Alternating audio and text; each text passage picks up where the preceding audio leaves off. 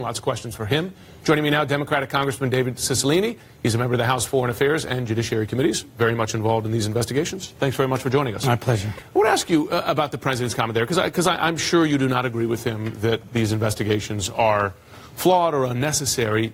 That said, I wonder if you're concerned that your constituents, do they say to you, listen, guys, don't get too in the weeds on the investigations.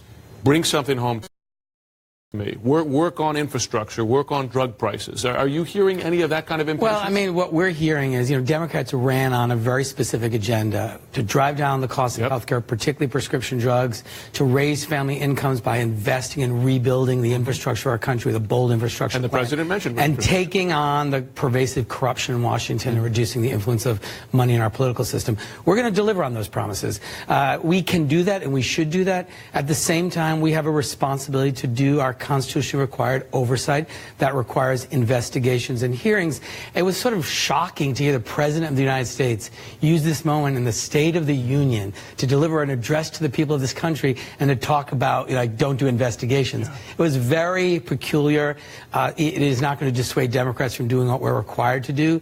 Our Republican colleagues haven't done oversight for the last 2 years, so we have a lot of work to do. But we're going to do both things. The American people expect us to hold this administration accountable, and they expect us to deliver on the urgent challenges facing their families. Your reaction in a statement last night to the State of the Union speech, you said the president's speech was long, self-absorbed, divorced from reality. It was short on details, long on hypocrisy. The American people deserve better. He did, however, call for compromise. We noted, because I was fact-checking the speech last night, that he left many of his more egregious lies, for instance, about terrorists coming across the border. He didn't repeat those. Are you willing to at least give him a chance to deliver on? Look, I think the challenge we face is it's very hard to take the president seriously when he talks about unity. I mean, here's a president who has behaved and spoken in such divisive ways that it's hard to take him seriously if he says, I want to, unite the country. I don't think he's capable of doing that as a result of the last 2 years. But I think what was really striking is, he talked about protecting pre-existing conditions. Mm-hmm. And my Republican colleagues cheered him. Yeah. Yet the president put forth Trump Care that took away coverage for pre-existing conditions. All the Republicans voted for it. If the president's serious about that, this morning he should call on the Republican attorneys general who are litigating and trying to take away pre-existing condition coverage and tell them to stop that lawsuit. He should direct his Department of Justice to reverse their position and defend coverage for pre-existing conditions. Show us that he really means it. So that kind of hypocrisy, I think, was hard to take, and it's hard to take the president seriously. But look, we're committed to getting things done for the American people on that agenda I just described. If the president's serious about driving down health care costs, we're going to give him a bill to do it, to drive down the cost of prescription drugs. If he's serious about a bold infrastructure plan, we're going to give him a bill to do that. And if he's serious about taking on the corruption in Washington, which he didn't mention last night, but we think is a really important priority, we're going to pass H.R. 1 to do that, and the president should sign. Let me ask you about the thing that's going to precede all of that discussion. That's keeping the government open on February 15th and coming to an agreement on whether there will be money for the president's border barrier, wall, fence, etc. You have these 17 Democrats and Republicans working on this. You have a vision inside that conference. Does it look like Democrats are going to give money for a barrier on the border? I think what you're going to see is the conference committee do what appropriators do, come to an agreement.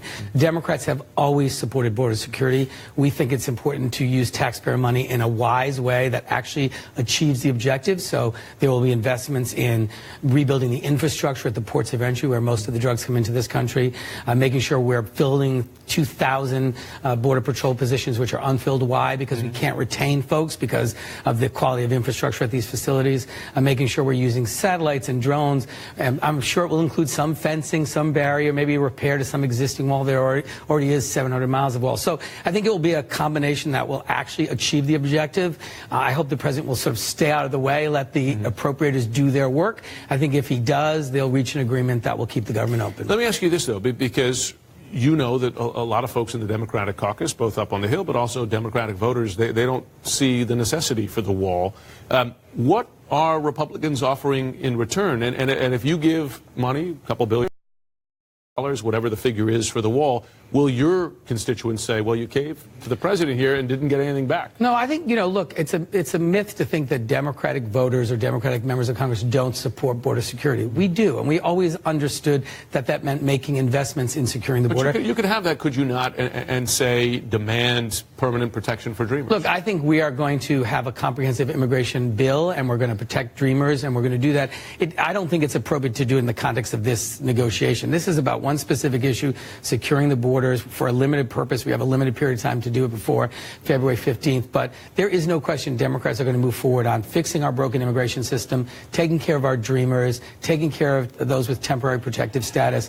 And we don't need to be given anything to agree to secure our borders. We've always believed that. We just think we should do it in a way that makes sense and that actually works, and not to respond to the president's campaign pledge of this big, huge wall from sea to shining sea, $70 billion, 1,000 miles. Oh, and by the way, Mexico is going to pay for it. Well, he'll declare victory, right? Even if he gets... Look, the president is going to mischaracterize the results of the negotiations. What I think is most important is we prevent the president from shutting the government down. My guest last night was Jamie Green, was an air traffic controller from Rhode Island. Her husband is one as well. She has 2 young children. They went for a month without an income. We cannot allow the president to do that.